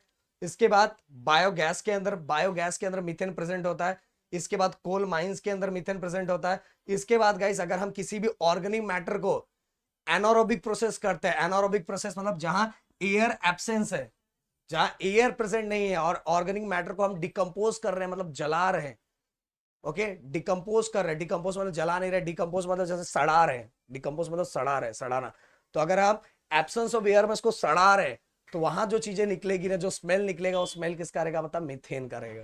किसका रहेगा, मीथेन का। आगे और फिर physical property of methane, melting point of methane दिया है, बॉइलिंग पॉइंट ऑफ मीथेन दिया है, कलरलेस गैस है, और methane is a gases state at room temperature. जितना इस समय रूम का टेम्परेचर है उस टेम्परेचर में मीथेन कैसा होता है, गैसेस फॉर्म में होता है। इसके बाद केमिकल प्रॉपर्टी, मैंने बोला फिर से आपको केमिकल प्रॉपर्टी ऊपर वाला स्टेटमेंट रट्टा मारने की जरूरत नहीं है, बिल्कुल बस याद रखना CH4 मतलब मीथेन होता है। मीथेन को जब हम ऑक्सीजन के साथ रिएक्ट करेंगे तो क्या बनेगा, carbon dioxide, water and heat. Okay, when methane is react with oxygen gases pass through a methane to form a carbon dioxide, water and heat। Clear. अब क्लोरीनेशन क्या होता है, क्लोरीनेशन एकदम सिंपल। क्लोरीनेशन मतलब मीथेन को जब हम chlorine के साथ रिएक्ट करते हैं तो उसको क्या बोलते हैं, क्लोरीनेशन। क्या बोलते हैं, क्लोरीनेशन हो गया। अब यूजेस ऑफ मीथेन, फिर से बोल रहा भाई सामने देखो यूजेस ऑफ मीथेन लिखा हुआ है, इसमें से कोई भी 2 या 3 आपके बुक के अंदर 2 या 3 जो लिखा हुआ है उसको आप लर्न कर सकते हो, याद कर सकते हो। जनरली अगर मैं बताऊं तो इंडस्ट्रीज के लिए fabric mills, paper mills, petrol purification इसके लिए यूज होता है, डोमेस्टिक फ्यूल के लिए यूज होता है, बायोगैस के अंदर अभी हमने देखा ना, बायोगैस के अंदर भी मीथेन होता है।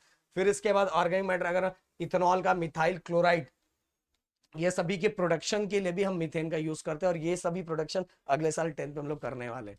इसके बाद लास्ट हमारा topic biogas plant. Biogas plant, अब बायोगैस प्लांट के अंदर animal dunks, dry leaves, garbage ये सब डालते हैं, और डालने के बाद हम उनको डिकम्पोज करते हैं बाय एनारोबिक माइक्रोब्स। एनारोबिक मतलब मैंने बताया था एब्सेंस ऑफ एयर, जहां किसी चीज को ऐसा सड़ाया जाता है जिसमें एयर प्रेजेंट ना हो, तो वहां जिस तरह से उसको, वहां जो माइक्रो ऑर्गेनिजम्स निकलते हैं और उसको सड़ाते हैं, इन एब्सेंस ऑफ एयर, तो वहां जो डिकम्पोजिशन होता है, मतलब वो जो सड़ता है, उसको हम बोलते हैं, सड़ने के बाद उसमें से जो गैस निकलता है उसको बोलते हैं मीथेन गैस। तो एनिमल डंग हो गया, ड्राई लीव्स हो गया, गार्बेज हो गया, उसको हम बायोगैस प्लांट के अंदर डालते हैं। It decompose by anaerobic microbes, और जैसे ही डिकम्पोज होते हैं तो उसके अंदर से एक स्पेशल टाइप ऑफ गैस निकलता है, और ये गैस ही हमारा मीथेन गैस होता है, और इस मीथेन गैस को हम क्या बोलते हैं, बायोगैस बोलते हैं। क्या बोलते हैं भाई, इतना सिंपल सा पॉइंट लिखा हुआ, इतना सिंपल सा पॉइंट। और बायोगैस के बारे में, ये बहुत ज्यादा चीप होता है। चीप इसलिए होता है कि अपने घर के जो कचरे हैं वही डाल के तो बनाया गया है, तो बहुत ज्यादा चीप होता है। It is use of production of electricity, electricity को प्रोड्यूस करने के लिए भी यूज किया जाता है। इसके अंदर 55 to 60% मीथेन होता है, और बाकी सब कार्बन डाइऑक्साइड होता है। जैसे यहां देख लो, ओके, CH3COOH, ये एसिडिक एसिड है। ओके, ये अगले साल हम लोग पढ़ने वाले हैं, ये अगले साल हम पढ़ने वाले हैं, अगले साल आपको पता चल जाएगा कि ये क्या है, बट अभी के लिए याद रख लो। जैसे ही हम CH3COOH को, ये COH ना, ये कार्बोक्सिलिक एसिड है। ओके, इथोनोइक भी इसको बोलते हैं, ये मीथेन, इथेन, इथेन, इथोनोइक एसिड भी बोला जाता है इसको, इथोनोइक एसिड, इथोनोइक एसिड। बट अभी के लिए बस इतना याद रखो भाई, इतना ज्ञान लेने की जरूरत नहीं है, आप डायरेक्ट फॉर्मूला याद रख सकते हो। अगले साल क्या, तो इथेनॉइक एसिड को जैसे ही हम ये करते हैं, मतलब डिकम्पोज करते हैं, तो दो चीजें बनती, मीथेन, और उसके अंदर 50, देखो यहाँ हमने लिखा है 55 to 60% ऑफ मीथेन होता है, और बाकी क्या होता है, कार्बन डाइऑक्साइड। क्लियर, और साथ में ये डायग्राम बना लेना, और ये जो कुछ पॉइंट्स लिखा है ये कर लेना। इतना कर लोगे आपका ये चैप्टर पूरी तरह से कंप्लीट। अब चलो फटाफट एक करके बात करते हैं। सबसे पहले भाई वन शॉट है तो इसलिए जल्दी जल्दी हम खत्म करेंगे। Strong acid and weak base less than 7 pH scale पे होता है तो जनरली वो एसिडिक होता है। वीक एसिड और strong base more than 7 pH scale पे होता है तो जनरली वो बेसिक इन नेचर होता है। अब अगर सोडियम क्लोराइड, देश का नमक, टाटा नमक की बात करें तो उसका जो केमिकल फॉर्मूला होता है वो NaCl होता है, और केमिकल नेम की बात करें तो सोडियम क्लोराइड होता है। अब प्रॉपर्टी यूजेस में दो यूजेस याद कर लो, दो प्रॉपर्टी यूज को याद कर लो, खत्म, क्योंकि ये तो आपको मिलने वाला ही। फिर भी थोड़ा सा मैं बता देता हूँ, कॉमन सॉल्ट जो होता है वो कलरलेस होता है, और क्रिस्टलाइन आयोनिक कंपाउंड होता है। क्रिस्टलाइन मतलब देखो क्रिस्टल के फॉर्म में रहता है, और आयोनिक कंपाउंड मतलब इस पे प्लस होता है, इस पे माइनस होता है। बताना तो बहुत कुछ है, पर अपनी भावनाओं को हम कैद करके रखते हैं क्योंकि ये वन शॉट है। इसके बाद गाइस जनरली ये न्यूट्रल होता है। ये क्या होता है, न्यूट्रल सॉल्ट होता है, ये एसिडिक और बेस नहीं होता, ये न्यूट्रल सॉल्ट होता है, और ये इसका जो टेस्ट होता है वो सॉल्टी होता है। तो ऐसे जनरली दो इसके अंदर यूजेस देख लो, दो प्रॉपर्टी देख लो, इसके अंदर ही दो हो गया, तो दो कर लिया आपका काम खत्म। इसके बाद सोडियम बाइकार्बोनेट, खाने वाला सोडा मतलब बेकिंग सोडा। अगर मैं उसके केमिकल फॉर्मूले की बात करूं तो सोडियम बाइकार्बोनेट, Na मतलब सोडियम बाइकार्बोनेट, जनरली लोग इसको ऐसा भी पढ़ते हैं, सोडियम हाइड्रोजन कार्बोनेट भी पढ़ते हैं, बट मैं आप लोगों को जो बोल रहा हूँ प्लीज वैसा पढ़ो, आगे बहुत ज्यादा आपको हेल्प होगा। अब ये केमिकल फॉर्मूला है, आप समझ लेना है, sodium bicarbonate. And property and uses, फिर से बता रहा हूँ, दो प्रॉपर्टी एंड दो यूजेस, कोई भी याद कर लो। आप सोडियम बाइकार्बोनेट है तो बेसिक इन नेचर होगा, क्योंकि आपको पता है जब हमारे हमारे पेट के अंदर एसिड जनरेट होता है, क्या जनरेट होता है, एसिड जनरेट होता है, तो हम एक्स्ट्रा अमाउंट ऑफ बेस लेते हैं by using baking soda. Soda का बॉटल लेते हैं ना, सोडा का बॉटल पता है, दूसरे बॉटल की बात नहीं कर रहा, तो हमने जो लिया वो बेस है, हमारे पेट के अंदर एसिड जनरेट हुआ, तो when base and acid react with each other to form a salt and water, और यूरिन के थ्रू बाहर निकल जाता है, और 2 मिनट में हमें आराम मिलता है। आपने इनो का ऐड देखा होगा, 2 मिनट मतलब हमारे बॉडी में एसिड है और जो इनो पी रहे हैं वो बेस है, तो एसिड और बेस रिएक्ट हुआ तो जो हमारे पेट में एसिडिटी बनाया ना वो खत्म हो जाएगा, और 2 मिनट में और दबा के खा सकते हो। समझ में आया। इसके बाद गाइस ओवन को क्लीन करने के लिए भी हम लोग ये यूज करते हैं, और गाइस ब्रेड, केक, ढोकला, ये सभी जिसको फुलाना है ये जनरली हम लोग यूज करते हैं बेकिंग सोडा। तो ये फॉर्मूला। अब चलते हैं आगे की तरफ। इसके बाद गाइस ब्लीचिंग पाउडर। अरे भाई अपने गर्ल्स को ना ब्लीच मतलब पता होगा, पता है कि नहीं पता है गर्ल्स, फटाफट कमेंट में बताओ। पर आज हम उसका बताएंगे ना केमिकल फॉर्मूला क्या होता है। तो कैल्शियम ऑक्सीक्लोराइड, इसको क्या कहते हैं, कैल्शियम ऑक्सीक्लोराइड। कैल्शियम ऑक्सीक्लोराइड में एक चीज याद रखो, जो भी चीज क्लीनिंग का होता है जनरली उसके अंदर क्लोरीन होता है। अगर मैं एग्जांपल देना चाहूँ, स्विमिंग पूल में आप देखोगे कि जनरली हमेशा उसका पानी ब्लू ब्लू दिखता है। क्यों ब्लू दिखता है, क्योंकि इसके अंदर क्लोरीन डाला जाता है, और क्लोरीन डालने के कारण वो पानी हमेशा क्लीन होता है और हमेशा ब्लू दिखाई देता है। बट गाइस वहां एक प्रॉब्लम है, हम जाते हैं पहले अच्छा बनकर, जब उसके अंदर डूब के बाहर आते हैं तो हमारा कलर चेंज हो जाता है, क्योंकि गाइस उसके अंदर क्या डाला जाता है, क्लोरीन डाला जाता है, इसी कारण ये प्रॉब्लम होता है। बाकी पानी तो हमेशा क्लीन दिखाई देता है।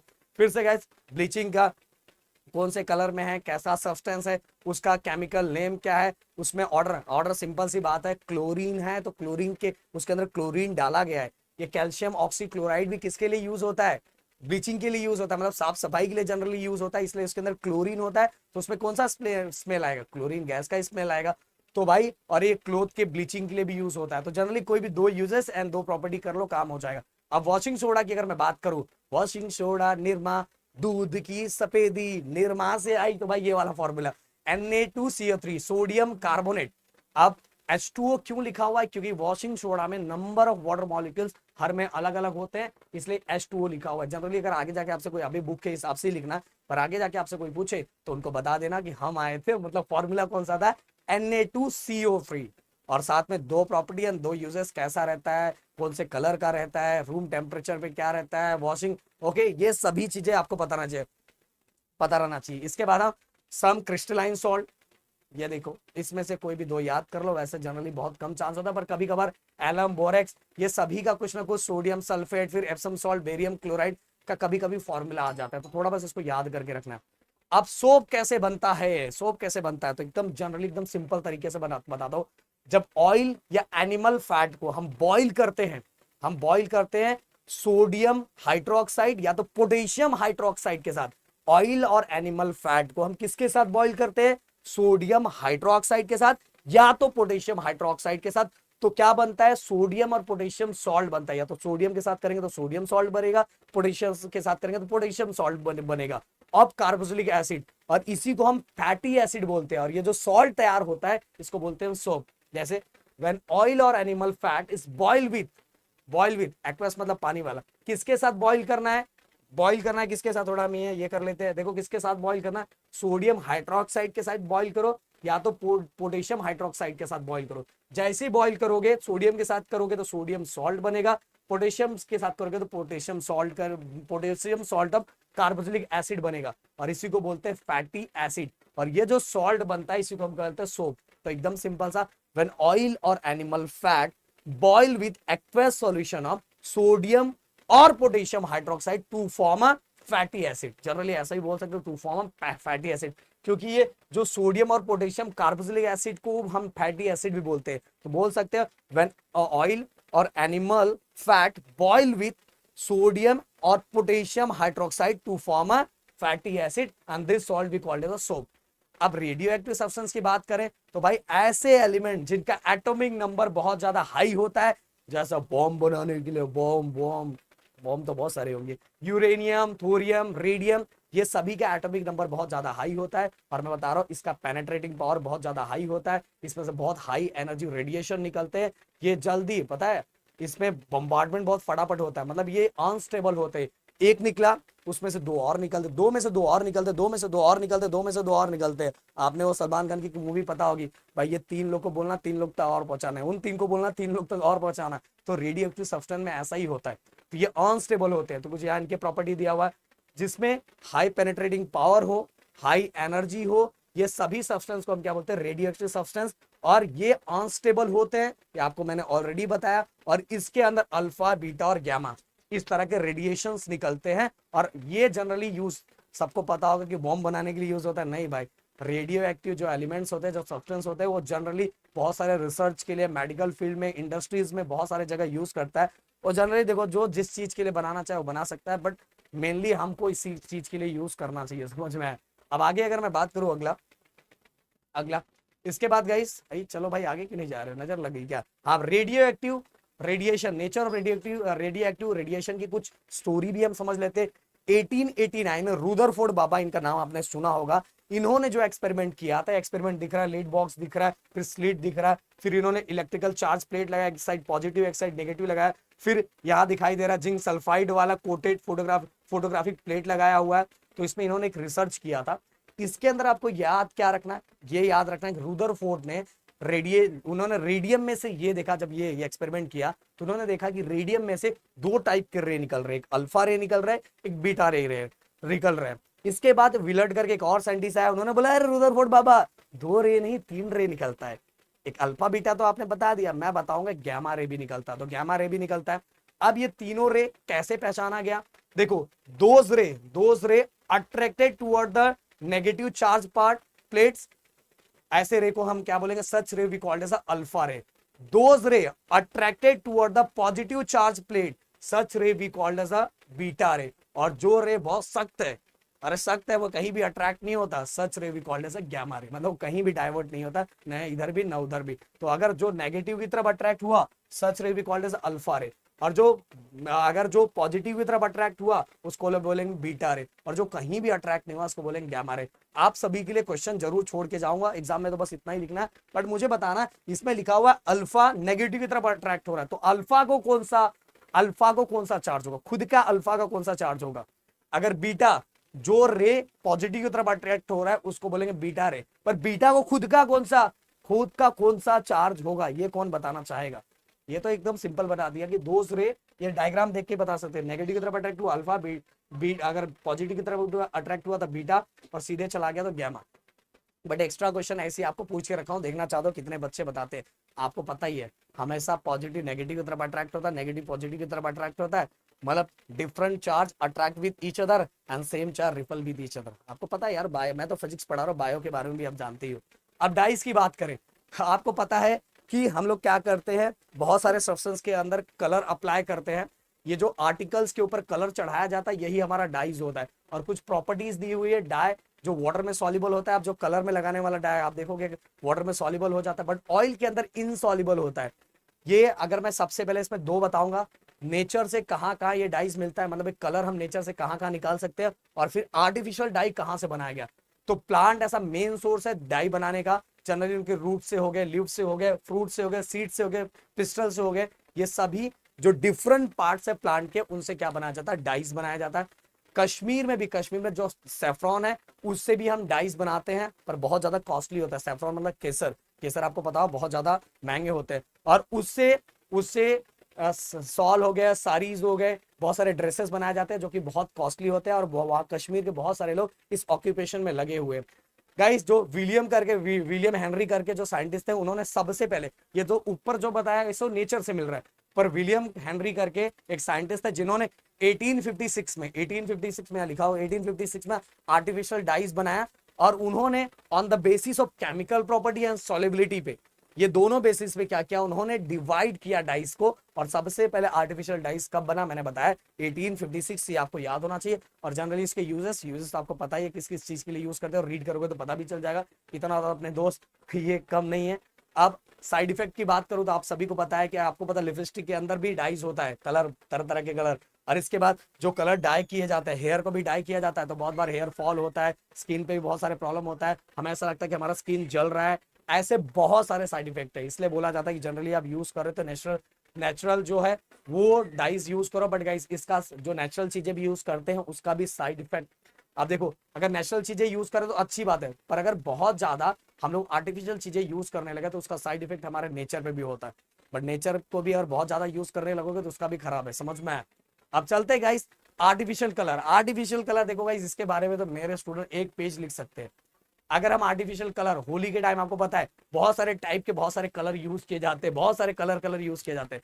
अगर आप नेचुरल कलर यूज कर रहे हो तो वो कोई टेंशन नहीं, दबा के होली खेलो, जितना खोल सकते हो खेलो, कीचड़ में डुबा दो, डुबाते हो जो. बट गाइस, जो बहुत सारे डेंजर कलर होते हैं हम अपने दोस्तों पे लगा देते हैं, उसके उनको स्किन कैंसर हो सकता है, ब्लाइंडनेस होता है, स्किन पे इचिंग हो सकता है, फिर उनके जो स्वेट है वो परमानेंट ब्लॉक हो सकते हैं. सर इतना तो सोचा ही नहीं था सर. सोचो मत, होली खेलो, बट थोड़ा ये कि जो बहुत ज्यादा एक्स्ट्रा अमाउंट ऑफ जो कलर बहुत ज्यादा साइड इफेक्ट क्रिएट कर सकता है वो थोड़ा रोको, बाकी होली तो नहीं रुकना चाहिए. डिओड्रेंट की अगर मैं बात करूं तो डिओड्रेंट जनरली आप सभी पता है कि जो स्वेटिंग होता है उसको रोकने के लिए, जो एक्स्ट्रा स्वेटिंग होता है उसको रोकने के लिए हम डीओ यूज करते हैं. डिओड्रेंट के अंदर पैराबीन्स होते हैं. पैराबीन्स मतलब क्या क्या होता है, methyl, ethyl, propyl, benzyl and butyl. ये सब क्या है कि मैं अगले साल 10th स्टैंडर्ड में बताऊंगा.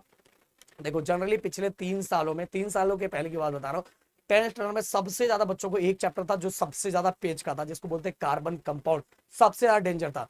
बट जब तक हम उस फील्ड में उतरे ना, जो हमारा आपके टाइम तो चौथा पंच का बादशाह चलेगा, बट तीसरे पंच के बादशाह तक ना, ये बच्चे जब मेरा आके वीडियो 20 मिनट्स का वीडियो बस देखे ना, बोलते सर ये तो बहुत सारा लप्पू सा था. तो भाई अगले साल जब मैं ये पढ़ाऊंगा ना तो आपको लगेगा सर कुछ था ही नहीं, क्योंकि आप सभी बच्चों को जो 2 चैप्टर सबसे डिफिकल्ट लगता है ना, बट अपना देख के सबसे सिंपल लगने लगा. और आप जाके देखोगे तो सबसे ज्यादा जीटी को ही फॉलो किया जा रहा है. अब कितने टाइप के, एक चीज और, पैराबीन्स होता है, पैराबीन्स के साथ ही इसके अंदर अल्कोहल होता है, अल्कोहल तो आप लोगों को पता होगा लार्ज अमाउंट में, और एल्यूमिनियम और सिलिका भी प्रेजेंट होता है डिओड्रेंट। अरे सर लगाते समय इतना तो सोचा ही नहीं था, कोई टेंशन नहीं।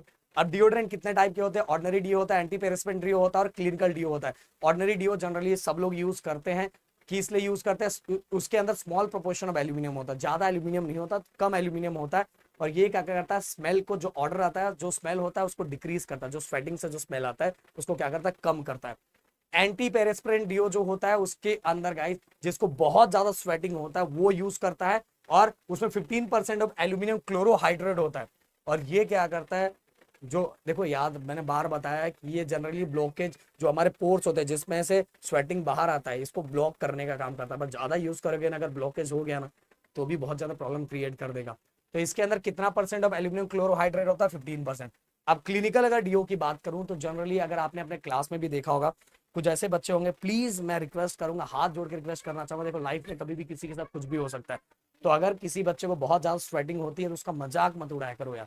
हो सकता है आपके साथ भी कभी कुछ प्रॉब्लम क्रिएट हो जाए, तो ऊपर वाले ने अगर कुछ चीजें दी है तो उसको ऐसा पॉजिटिव लो, कोई टेंशन नहीं, सबके साथ सबके लाइफ में कुछ ना कुछ प्रॉब्लम होता है तो उनको सपोर्ट करना चाहिए। तो अगर ऐसा किसी को प्रॉब्लम है तो उनके लिए क्लिनिकल डीओ यूज किया जाता है, उसमें 20 to 25% एल्यूमिनियम होता है, और ये जनरली कब यूज किया जाता है, ये नाइट में यूज किया जाता है। और आप सभी को मैंने पहले ही बताया कि इसके बहुत ज्यादा इफेक्ट है। एल्यूमिनियम, जिरकोनियम, ये कंपाउंड अगर हम ज्यादा यूज करते हैं जो डिओड्रेंट के अंदर होता है, तो हमारे हेडेच होता है, मतलब सर में दर्द होता है, अस्थमा होता है, रेस्पिरेटरी डिसऑर्डर भी हो जाता है, मतलब कि हमें सांस की बीमारी भी होती है, हार्ट अटैक भी आने के चांसेस रहते हैं जब extra amount of deodorant use करते हैं। अरे सर इतना तो सोचा ही नहीं था। अब स्किन के भी बहुत सारे प्रॉब्लम होते हैं, स्किन के भी डिसऑर्डर्स बहुत सारे हो सकते हैं अगर एल्यूमिनियम क्लोरोहाइड्रेट हम लोग ज्यादा यूज कर रहे हैं। अब टेफ्लॉन की अगर मैं बात करूं, टेफ्लॉन में सबसे पहले भाई ये टेफ्लॉन का फॉर्मूला याद कर लेना, ये आपको बहुत सारे एग्जाम में पूछा जा सकता है। टेफ्लॉन कब डिस्कवर्ड हुआ, किसने बताया, एकदम लाइन में स्ट्रेट फॉरवर्ड मैंने बता दिया, इसको कर लेना। और जनरली देखो टेफ्लॉन कोटिंग आपको पता होगा बहुत सारे बच्चों को, जब हमारे आ, बस बोला जाता है, ऐसा कुछ होता नहीं है पर बुक में इसलिए बता रहा हूँ, हमारे कारों पे या व्हीकल्स पे स्क्रैच लगने से बचाने के लिए। बट आप ये सोच रहे हो कि बहुत बड़ा स्क्रैच से भी टेफ्लॉन बचाएगा, तो ऐसा भूल है, समझ में आया। बस उसमें फिनिशिंग अच्छा आता है, थोड़ा अच्छा उठ के दिखता है, थोड़ा अच्छा दिखता है, और स्क्रैच उतना ज्यादा भी टेफ्लॉन नहीं बचाता है, क्योंकि हमारे साथ हुआ है तो हमें पता है। और इसके प्रॉपर्टी दो चार दिया हो जिसको आपको लिख लेना है। अब इसके बाद गाइस दो अभी अभी मैंने पढ़ाते पढ़ाते देख लिया कि हमें आगे का इन्होंने पीपीटी बनाया नहीं है, जो मैंने बोला था पाउडर कोटिंग और फिर इसके सेरेमिक, तो ये दोनों का मैं एकदम सिंपल सा बना के आपको इसी के साथ ही, या तो ये तो कल ही अपलोड करूंगा 2-4 दिनों में, वो भी अटैच कर दूंगा।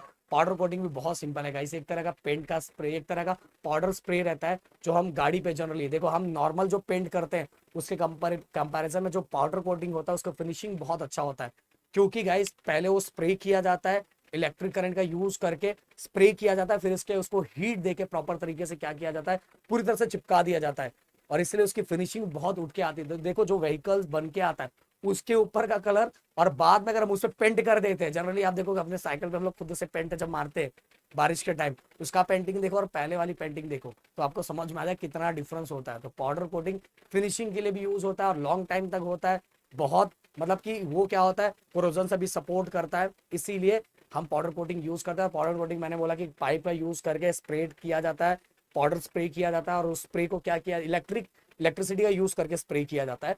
इसके बाद क्या किया जाता है, उसको हीट देके और ज्यादा स्टिक किया जाता है, चिपकाया जाता है।